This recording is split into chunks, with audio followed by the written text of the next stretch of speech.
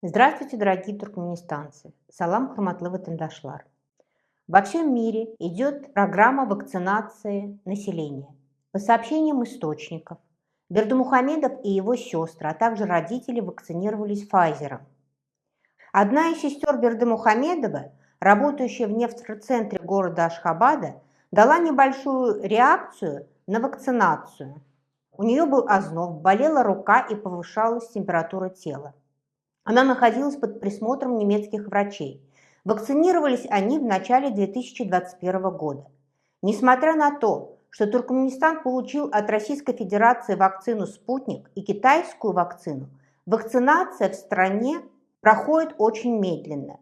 Вилаяты – Либаб, Ташаус, Мары, Балкан – вакцин практически не получили. Более того, бесплатно можно получить только китайскую вакцину. За российскую вакцину, как сообщают источники, нужно платить.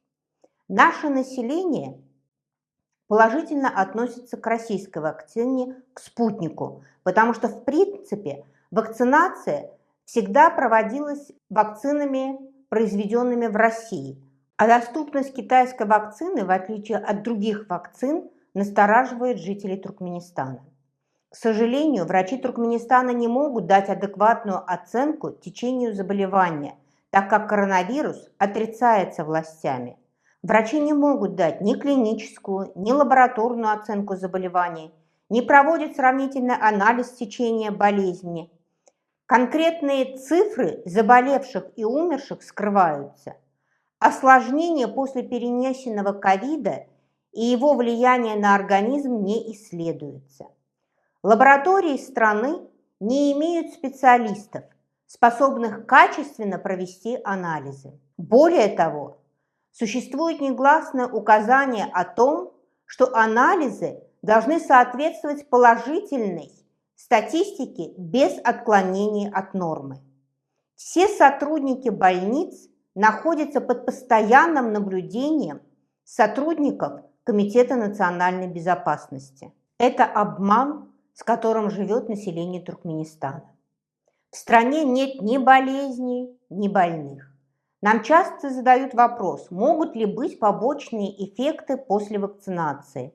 Да, могут быть побочные эффекты, однако они появляются не у всех. В основном побочные эффекты длятся от силы несколько дней. Да, могут быть побочные эффекты. Это боль в месте укола или повышение температуры тела, озноб, а также может наблюдаться головная боль. Также наблюдается боль в мышцах и в суставах. Возможен также небольшой отек на месте укола. Но все эти побочные эффекты присущи для любой вакцинации.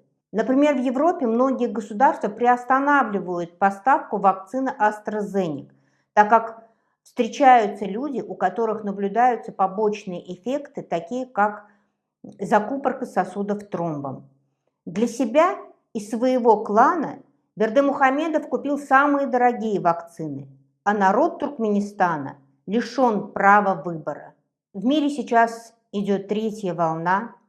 Соблюдайте дистанцию, придерживайтесь санитарно-гигиенических норм, носите маски, берегите себя и своих близких.